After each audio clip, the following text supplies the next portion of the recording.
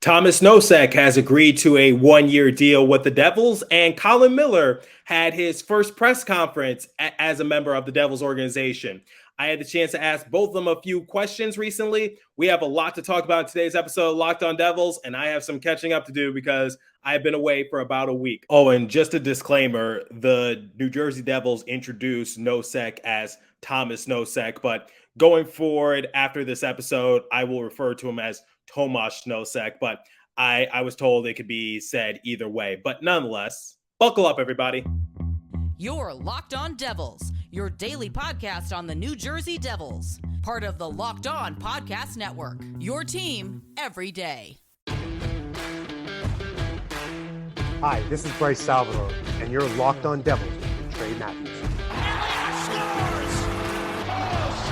Stepped up, nailed it. Brodor's got the puck. What a shot. The Devils win the Stanley Cup. Alrighty now, what is up, New Jersey? Welcome back to the Locked On Devils podcast here on Locked On Network. I'm your host, college hockey play-by-play announcer, Devils writer for Pucks and Pitchforks, and also part-time credential media member Trey Matthews. I know it's been a week since I posted an episode, but if you guys didn't know, I went on a brief vacation over to Europe. I was able to go to Paris, France. I went to London, England for a few hours. If you couldn't tell by my beret that I'm currently wearing, if you're watching on YouTube, had a great time. And I also got to see Paddington Station, Big Ben while in London. So I had a great time, but I am back on United States terra firma. And I got some making up to do for you guys because I left you guys hanging without an episode for, once again, about a week. So not much has happened with the Devils organization. However, as I was landing in the United States, it was revealed that the Devils signed Tomas Nosek to a one-year deal, and we're going to talk about that signing in the second segment of today's episode. But as promised, in the latest episode, I told you guys that we were going to talk about Chris Tierney, that signing. It was a two-way deal. I said I didn't really have high expectations for him because I believed it was more of a move for the Utica Comets as opposed to the Devils. And then in the third and final segment, Colin Miller finally did his first press conference with the Devils. I had the chance to ask him a couple questions, so I'm going to play you guys those sound bites in segment 3. Also worth mentioning that I did attend Nosek's press conference, so I'm also going to play those sound bites in segment 2. So let's begin with Chris Tierney and this signing for the Devils. Not much to write home about, but here's some background information about Tierney, courtesy of the Devils PR team. So a few days ago, the Devils announced that the team had signed free agent forward Chris Tierney to a one-year, two-way deal that was worth $775,000 at the NHL level and $400,000 at the AHL level. The announcement was made by Executive Vice President / General Manager Tom Fitzgerald.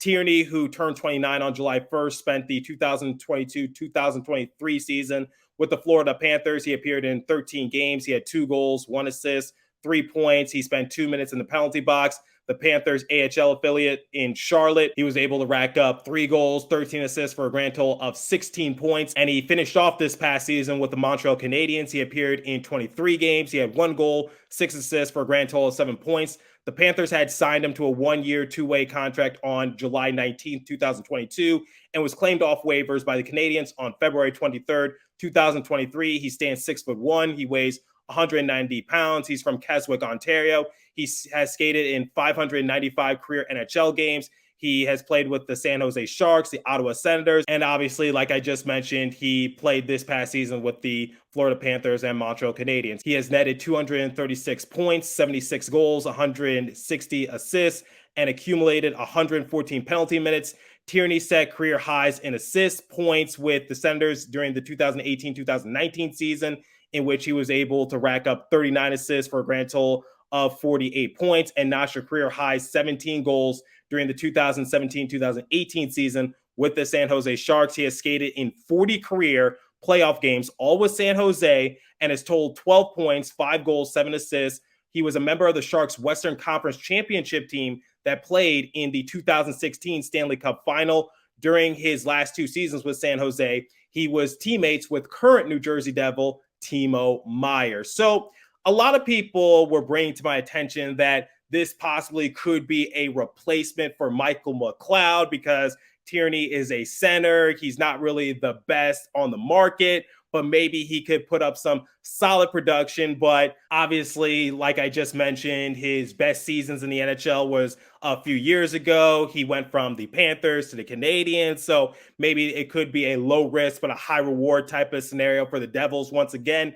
Here are my thoughts on the matter. So Ben Burnell, who covers Utica Comets, he recently tweeted out saying that Tierney adds more depth at the center position, and it's been rumored that the Comets have been in search for more depth at the center position, and it's a two-way deal, guys. So obviously, if Tierney was hypothetically playing at the NHL level, in order for him to reach Utica, he would have to clear through waivers. We know how that process works. So in my opinion, I don't think this is a move for the Devils. I don't think this is Michael McLeod's quote-unquote replacement, but I think this is more of a move for the Comets in order to help with their depth situations. And it's a similar story that I touched on a few weeks ago when the Devils signed 3 players to two-way deals, which is I don't expect much for them if they were to hypothetically play at the NHL level. I think this is more for our AHL's organization. I think this is for their circumstance, their situation. So when it comes to Tierney, I know there's not much to write home about. I know he was a part of the Sharks organization that went to the Stanley Cup final in 2016. I know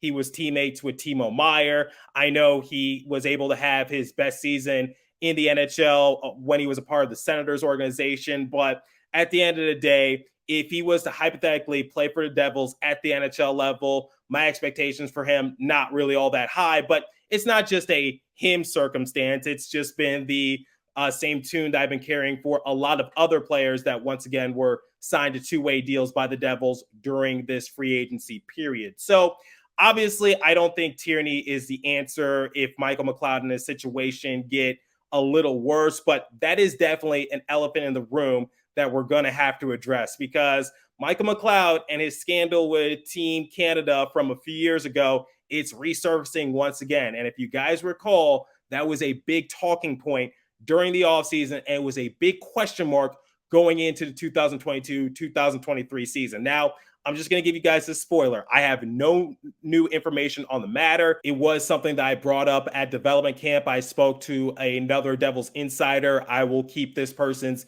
name and affiliate anonymous, but we'll talk more about that in segment 2. But before we continue with today's episode, let me tell you guys about FanDuel. So take your first swing at betting MLB on FanDuel and get 10 times your first bet amount in bonus bets up to $200. That's right. Just bet $20 and you'll land $200 in bonus bets, win or lose. That's $200 you can spend betting everything from the money line to the over and under to who you think is going to be the first home run, all on an app that's safe, secure, and super easy to use. Plus, when you win, you can get paid instantly. There's no better place to bet on MLB than FanDuel, America's #1 sportsbook. So sign up today and visit FanDuel.com/lockedon to get up to $200 in bonus bets. That's FanDuel.com/lockedon. FanDuel, the official partner of Major League Baseball. Okay, so let's talk about another free agency signing that the Devils made recently. And this signing was made official when I was landing back into the United States, and I was able to attend his first press conference as a Devil, and that is Tomas Nosek, who previously played for the Boston Bruins. So like we do with every signing or trade, let's read the background information courtesy of the Devils PR team. So a few days ago, it was named official that the Devils had signed free agent forward Tomas Nosek to a 1-year, one-way deal worth $1 million. The forward played in 66 games for Boston last season and totaled 18 points. He had 7 goals, 11 assists. His 18 points matched a career high, also the 2020-2021 season, and his plus-minus mark of +9 was highest of his career. He played in all 7 of the club's first-round Stanley Cup playoff games against Florida, registering 2 assists. It was Nosek's second season with the Bruins, completing a 2-year, $3.5 million contract that he signed on July 28th, 2021. He stands 6'3". He weighs 205 pounds. He is actually from the Czech Republic. So he actually said during his press conference that he spoke with Patrick Elias, and Elias was able to sway him into signing with the Devils organization. So a Devils legend helping the Devils get some more assets added to their roster, but we'll talk more about that momentarily. 309 career NHL games over 8 seasons with the Detroit Red Wings, Vegas Golden Knights, and Boston Bruins. He scored 101 points, 42 goals, 59 assists, and accumulated 146 penalty minutes. Nosek has made the Stanley Cup playoffs in every year of his NHL career, skating in 52 career games with Vegas and Boston, totaling 14 points, 6 goals, 8 assists. He was a member of the Golden Knights' Western Conference Championship team that played in the 2018 Stanley Cup Finals. So he said during his press conference that he does have past history with Eric Haula and also Curtis Lazar. So it's nice that that the Devils are reuniting some players that have some past chemistry. So the thing about Nosek is that I talked about his goals, I talked about his assists, I talked about his points, but there are a few other areas that I want to highlight because I think this is definitely another under the radar move made by Tom Fitzgerald. And I actually like Nosek because low risk, but high reward. So last season with the Boston Bruins, he had a face-off win percentage of 59.3%. He also had 31 blocks and 69 hits. So this is going to help the Devils' bottom six. So I'll get to that in a few moments. But first, I want to talk about his experience. So like it was mentioned in the press release, during his entire career in the NHL, Nosek has never missed the playoffs. So he has a lot of playoff experience under his belt. So if you guys recall, last offseason, the name of the game for the Devils was, yes, to try to get a big name player added onto the roster, but also to find more veteran pieces. So that way, Jack Hughes, Jesper Bratt, Nico Hischier, all those young guys could take steps in their development, because you cannot underestimate the true impact that veteran players make on the roster. Take what Eric Haula was able to do for Jack Hughes. Look what Brendan Smith was able to do in the locker room. Andre Palat, he has some championship pedigree underneath his belt. So the thing about Nosek is that not only is he a playoff caliber player, but he was also a part of that Boston Bruins team that was very historic last season because they broke the NHL record for most wins and most points in a single season. And yes, they are now infamous for blowing a 3-1 lead in the first round of playoffs. But the fact that Nosek has been a part of a few other teams that made the playoffs, whether it was the Vegas Golden Knights that made a deep playoff run or the Boston Bruins that were consistently in the playoffs, Nosek and his knowledge of the game and also his just past experience playing in the NHL, that can actually have some sort of impact for the Devils moving forward. So during his press conference, I had the chance to ask Nosek, what are some of the lessons and ideologies that he's going to take from his past playoff experience and try to pass it down this Devils roster? Here's what he told me. You said you want to win, and obviously you've had a lot of past experience of participating in the playoff games. What are some of the lessons that you're going to take from your past experience and try to pass it down to this Devils team? Yeah, I think I'm getting a little bit more experience than it was when I get in the league, for sure. And when you get older, I think you focus more on the mental preparation and trust your instinct, trust your gut, and play your game, and don't change anything just because it's playoffs. So I think I can bring this in and help the young guys a little bit with that. So another thing that I want to touch on before we talk about Michael McLeod and his situation is the depth that Nosek is going to have. Because another player that I was actually a fan of the trade was Colin Miller, because I said that Miller is going to add more depth on the right-handed defensive side.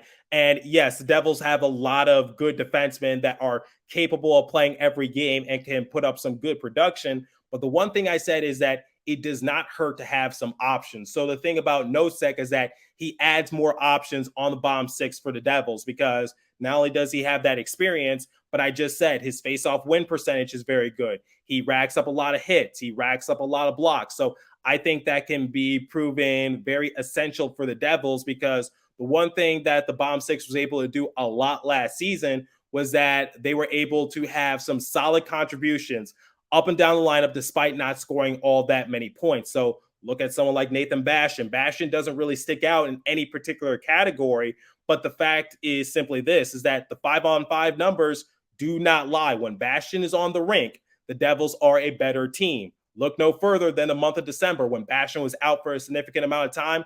that was the Devils' arguably worst month of the season. McLeod was able to have a big showing in the face-off department. Erik Haula was able to do a little bit of everything, and once he got his scoring going towards the end of the season, people were starting to see how productive Haula is. And then you have a middle forward type of player in Andre Palat. Not going to light the world on fire, but at the same time, when the Devils needed him, especially in the first round of the playoffs against the New York Rangers, Palat was able to show out. So I think Nosek, given his experience, what he's capable of doing, I think this is actually a great move by Fitzgerald, and it just gives the Devils more options. So will Nosek play every game?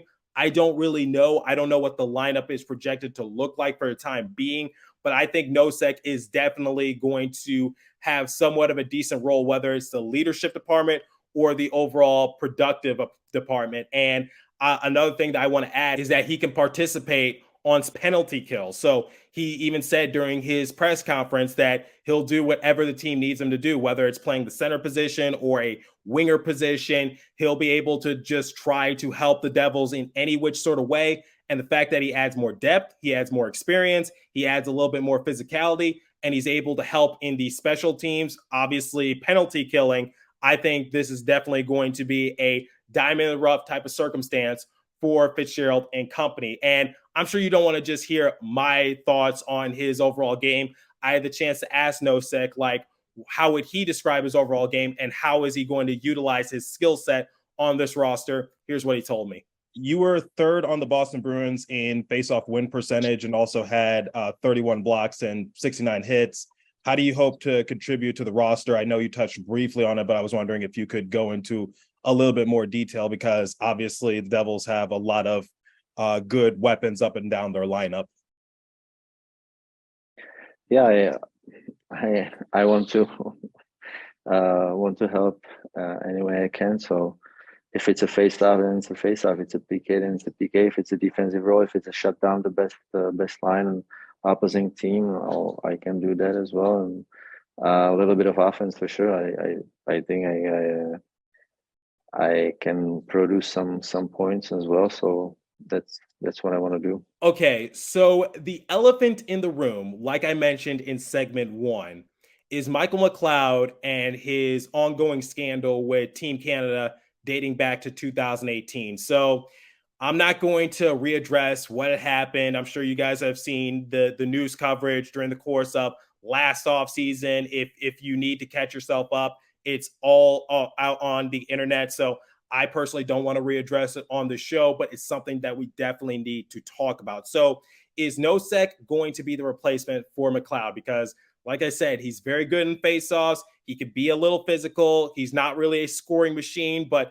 maybe he could be sort of a spark plug for the Devils if need be, because McLeod was definitely a spark plug against the New York Rangers in round 1 of the playoffs. So like I said in segment 1, I talked to a fellow Devils content creator at development camp. I'll leave this person once again and their affiliate anonymous. And I said, is Tierney, because during development camp, it was announced that Tierney had signed his contract with the Devils. And that's when the theories were going out saying that, is Tierney going to be the replacement for McLeod? And I expressed my opinion then, and I expressed my opinion now. I think it's more of a move for the Utica Comets, but obviously with Nosek, it's a one-way deal, and the circumstance is a little different considering the fact that he actually has experience and can definitely provide some good capabilities for the Devils. So I asked this Devils insider the tough question, and it was a brief conversation, but nonetheless, I just wanted to get their opinion on it, which was, is this player going to be a replacement for McLeod if things go south with his scandal? Because once again, it's being brought up during the course of this offseason. And this person gave me a 4-worded response. I don't know, Trey. And unfortunately, guys, that's the answer I could give you. And I know it's a boring answer. I know it's not the answer you probably are yearning for. But at the same time, that's the answer I could give you guys, which is I don't really know. I don't know what the circumstance is. I don't really have any more information on it. I think McLeod is one of 3 players to not release a statement on the allegations. So that's definitely something that we need to look at. And I think the NHL has revealed that once the investigation concludes and these players are found guilty, then suspensions are going to be unleashed. So again, that's all speculation, but at the end of the day, guys, I really don't know if Nosek or even Tierney is going to be the replacement for McLeod. I really don't know. But if Nosek does end up becoming McLeod's replacement, then I think the Devils can sleep well at night knowing that Nosek can do a little bit of what McLeod can do, which is being physical, add more depth, don't need to be a scoring machine. But the main thing that the Devils are going to miss from McLeod if he is suspended is the faceoffs, and Nosek is capable of doing that because, once again, he finished off last season with a 59.3 faceoff win percentage, which I believe was third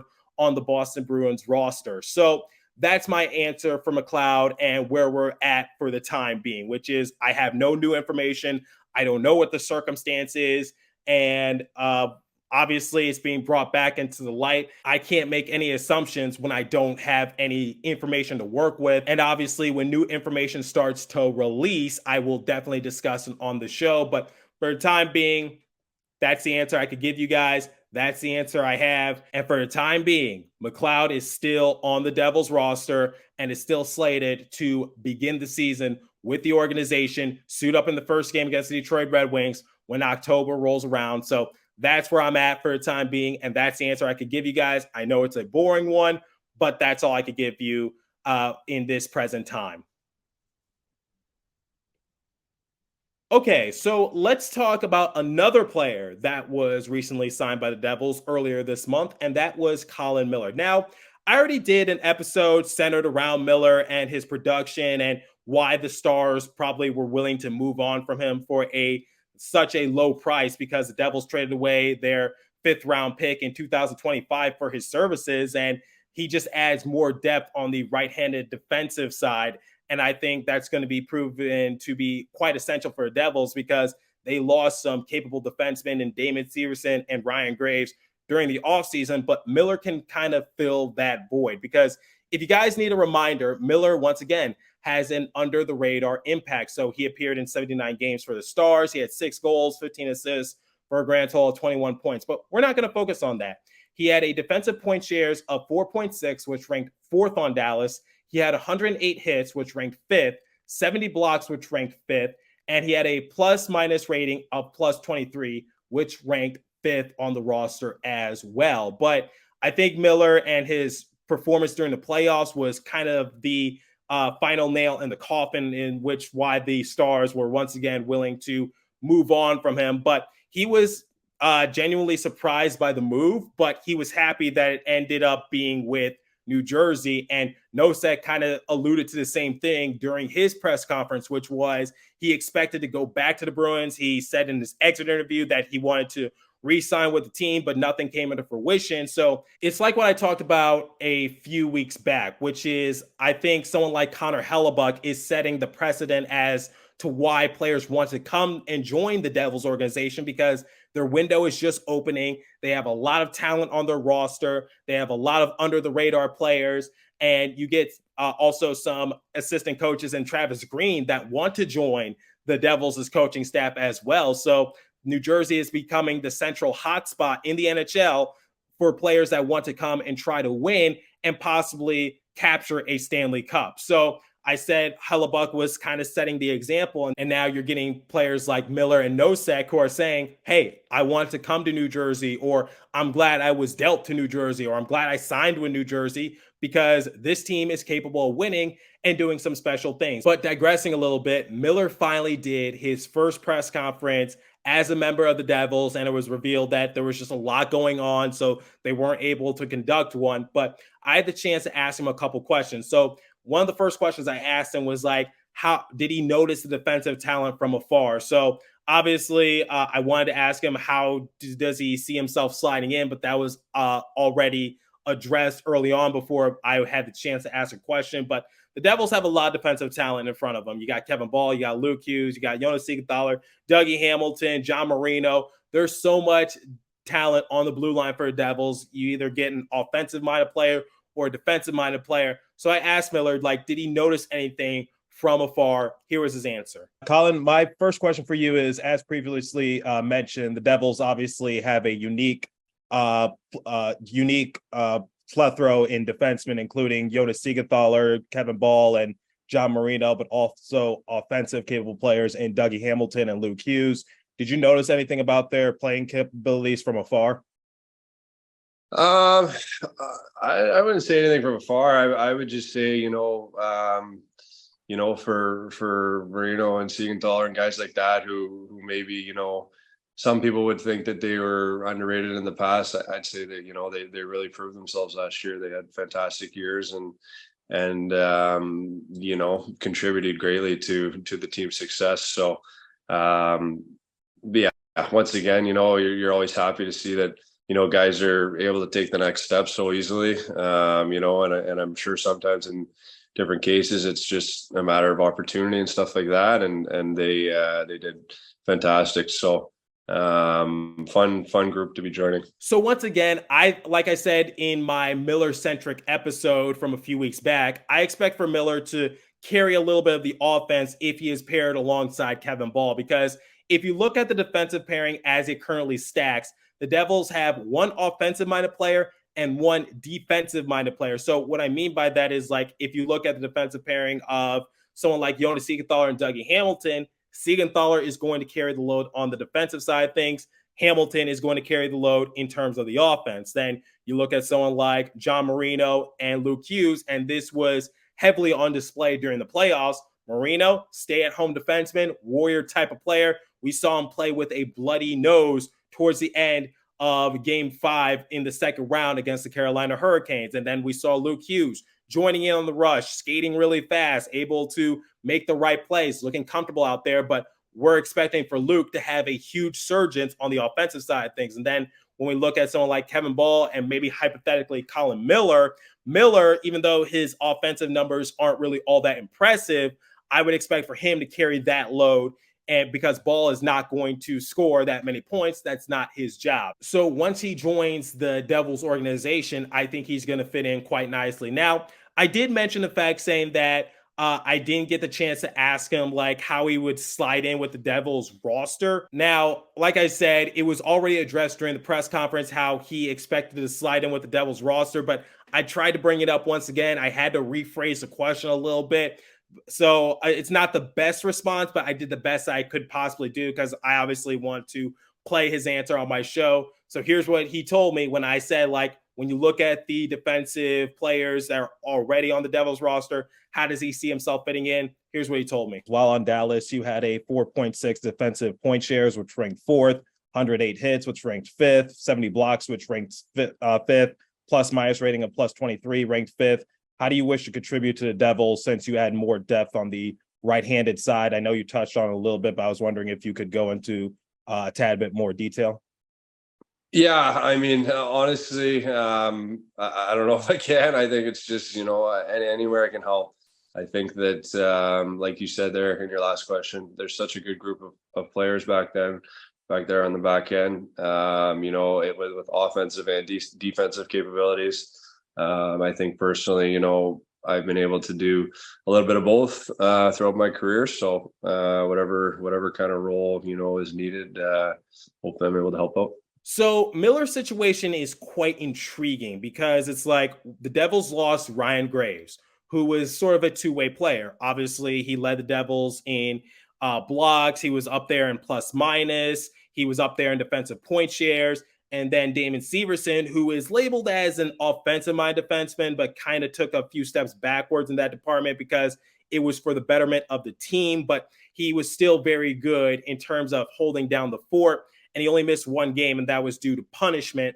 But Severson was obviously still a decent asset on the team. So when losing Severson and Graves, the Devils obviously had a hole to fill. Now, which position is Miller going to take? Like, is he going to be sort of like Graves and be that two-way player, or is he going to be like Severson where it's like you're capable of offense, but that's not your main priority? Well, I think, like I mentioned a few weeks ago, the less you ask out of Miller, the better he's going to perform because he was actually playing top line minutes while playing for the Dallas Stars, but that's not going to be the case when he's with New Jersey, because I project for Hughes, Siegenthaler, Marino, and also Hamilton to fill in that top 4 defensive unit. So I think Miller is going to be used more as a bottom 4 defenseman, similar to Severson, and he doesn't have to be the offensive dynamic type of player, because in front of him, you got Luke Hughes and you got Dougie Hamilton. So I think for Miller, I think he is capable of producing offense, but his main priority is to just try to have that high production in other categories, like the blocks, like the hits, like the defensive point shares. So that's my expectations from Miller. I think the less you're going to ask out of him, the better he's going to perform. And I think Tom Fitzgerald, once again, continues to strike gold. And it's not me being biased in this case. I genuinely like the signing of Nosek. I like the trade for Miller. I think Fitzgerald, he has been focusing on like the big name players, like getting Meyer at the trade deadline or Tyler Toffoli just a few weeks ago when the situation in Calgary was looking bleak.